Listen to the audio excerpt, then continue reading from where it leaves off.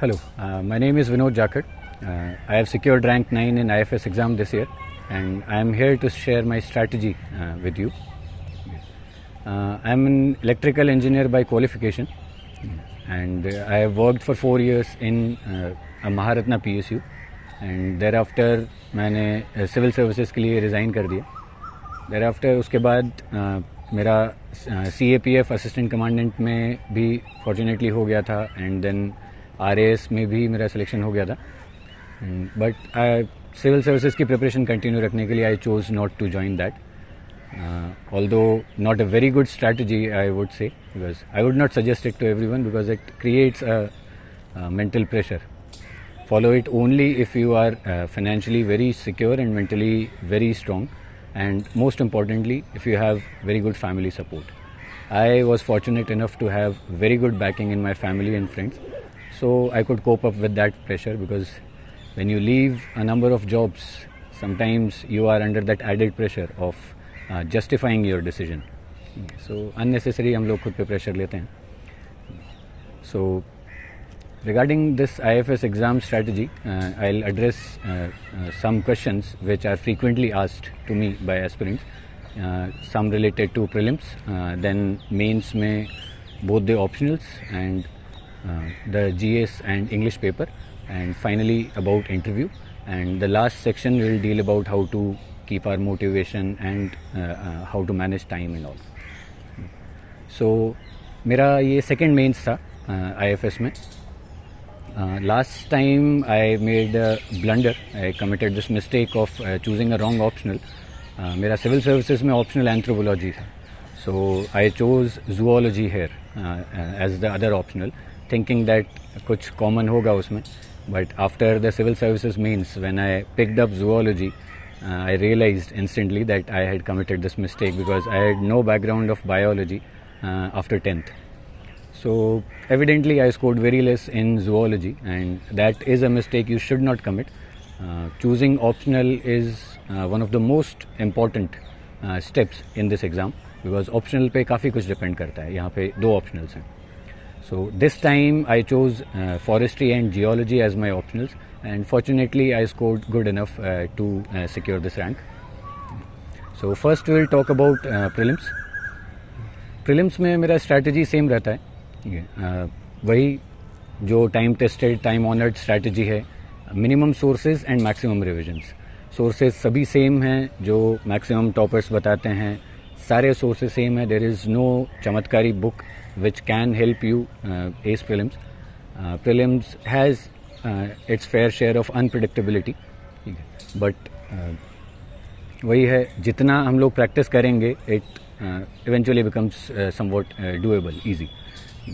तो वही standard books, Laxmikant polity के लिए, स्पेक्ट्रम एंड इकोनॉमी के लिए Mrinal sir, all those things you are already aware of. Then एक और चीज़ प्रीलिम्स में जो डाउट्स होता है कि टेस्ट सीरीज़.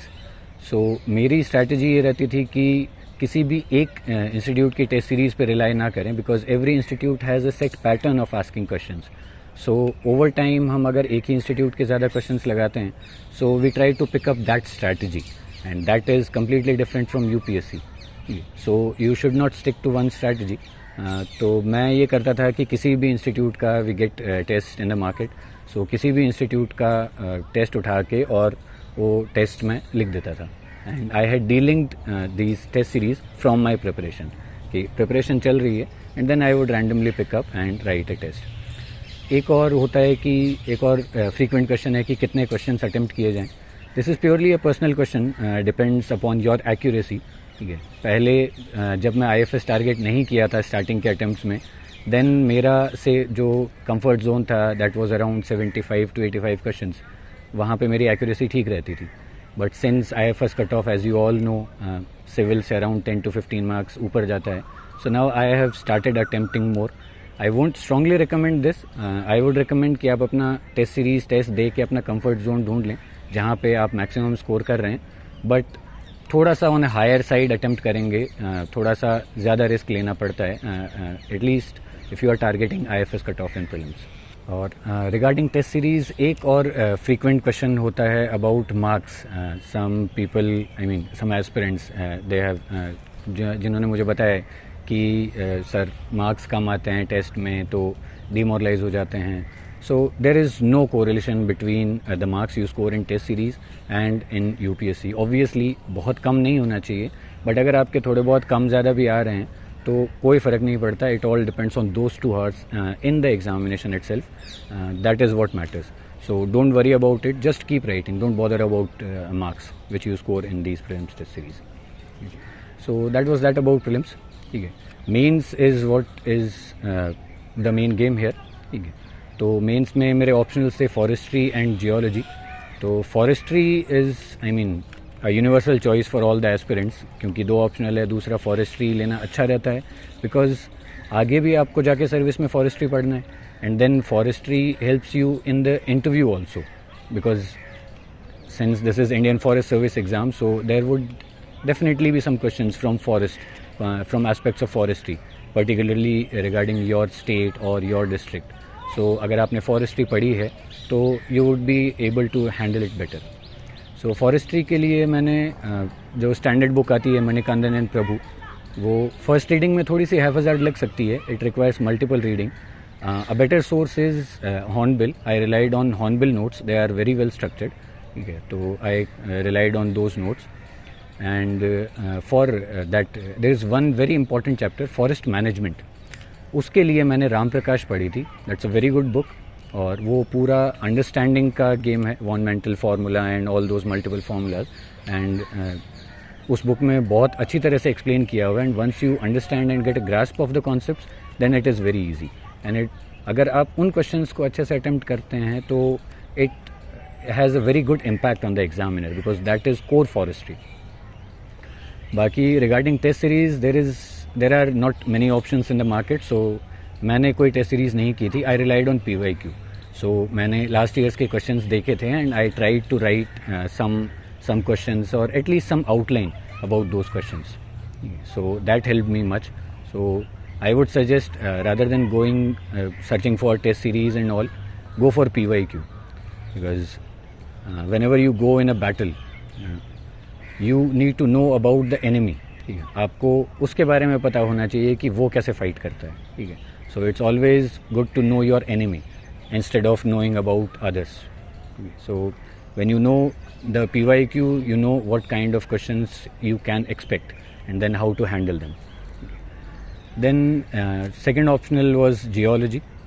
उसके लिए मैंने I relied on Bangad, that is the standard book, and there are notes by Prajesh Jaina sir. He has already selected and he has made very short, crisp, lucid notes, and they are very handy. At least for those chapters which you could not cover comprehensively, I relied on those notes. And here too I relied much on PYQ, because when you analyze PYQs of last 5-6 years, you'll realize कि there are certain areas जहाँ से questions repeatedly आ रहे हैं. जैसे silicate structures हो गया, तो वहाँ से repeatedly हर साल questions आते ही है. तो they are high value topics which give more reward in less input. Plus geology में एक और चीज़ है, there are some chapters which are core geology, जैसे क्रिस्टलोग्राफी है. वो थोड़ा सा टफ लग सकता है स्टार्टिंग में, but if you master that chapter, it gives a very good impact on the examiner. तो उसमें मैं क्या करता था कि I would take that eraser, rubber लेके और उसको मैं थोड़ा सा काट के और उसकी साइड्स अलग अलग पेन से उससे कलर कर दिया. And then it becomes very very easy to imagine the faces and the formulas and all in the 3D space. So वो एक टेक्निक है जो आप लोग कर सकते हैं. And then I made extensive use of diagrams in geology, and that helped me much in scoring good. Then regarding test series, here also there are limited options. So I did not write any test series. I just wrote PYQs. Just saw the PYQs, analyzed them, and then tried to write answers for some or structures for some. So that helped me much.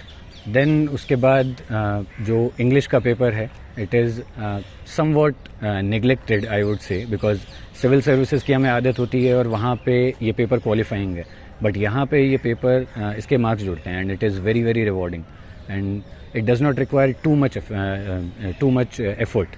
सो और effort के मामले में भी हम लोग ज़्यादा effort जो है वो ग्रामर पे डालते हैं, और ग्रामर यहाँ पे it's only about 50 marks out of 300. So I would suggest focus more on composition, at least letter writing, report writing. मैंने एक दिन पहले रिपोर्ट लिखा था और exactly similar report next day आ गया and then I could write it very fast. It saved my time और बहुत अच्छा भी लिख पाया मैं. So focus on English paper and the last paper is GK. That is the first paper but in our priority list. तो जो लोग सिविल सर्विसेज के लिए प्रिपेयर कर रहे हैं उनको कुछ स्पेशल करने की ज़रूरत नहीं है. I did not read anything. जो सिविल सर्विसेज के नोट्स थे वही मैंने थोड़े से रिवाइज़ कर लिए थे. उसके अलावा बाकी जो लोग नहीं प्रिपेयर कर रहे हैं वो लोग सिविल सर्विसेज की वही जो GS की बुक लिस्ट है वो देख सकते हैं. और साइंस सेक्शन जो है ये एक फ्रीक्वेंटली आस्क्ड क्वेश्चन है कि साइंस सेक्शन के क्वेश्चन बहुत ही स्पेसिफिक आते हैं इसमें. GS में जो साइंस का सेक्शन है उससे मतलब काफ़ी फ्रीक्वेंटली एस्पिरेंट्स कहते हैं कि इससे बहुत ही स्पेसिफिक क्वेश्चंस पूछे जाते हैं जो जनरली हम लोग नहीं पढ़ते हैं इतना डीप में साइंस को जाके. सो मैंने भी जब ये प्रिपरेशन स्टार्ट की थी तो उससे काफ़ी ऐसा ऑब्सेस्ड रहते हैं हम लोग कि उन क्वेश्चंस को कैसे टैकल करेंगे. उनके पीछे बहुत ज़्यादा परेशान होने की ज़रूरत नहीं है because it is same for everyone except those who have done their BSc very well. बाकी सब के लिए वो क्वेश्चंस ट्रिकी ही होते हैं. So you just have to manage them. So कोई भी साइंस का जो स्टैटिक का कंपाइलेशन होता है किसी भी इंस्टीट्यूट का वो आप कर सकते हैं. करंट अफेयर्स जो है ज़्यादातर क्वेश्चंस वो करंट अफेयर्स से होते हैं. CRISPR Cas9 और जो भी टेक्नोलॉजीज़ न्यूज़ में है तो वो आप देखते रहिए, उससे हो जाता है. The last stage is interview and it is one of the most important. And since I have scored well in interview fortunately, so I think I can tell a thing or two regarding interview. So interview के लिए मैंने extensively prepare किया था इसके लिए because I had a state forest service interview also. So वो preparation मेरी दोनों जगह काम आने वाली थी. मैंने सबसे पहले अपना DAF लिया which is a standard practice, और DAF में I made around more than 150 pages of questions and answers.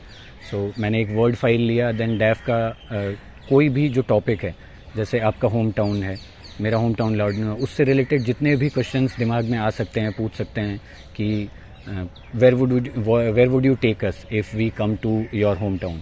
और जितनी भी प्लेसेस आपकी डैफ में हैं सबके नॉर्मल एस्पेक्ट्स तो करने ही हैं, फॉरेस्ट्री एस्पेक्ट भी करने हैं कि कितना फॉरेस्ट एरिया, कितना फॉरेस्ट कवर है, किस टाइप की स्पीशीज़ मिलती है, प्लांट स्पीशीज़, एनिमल स्पीशीज़, वो सारी चीज़ें.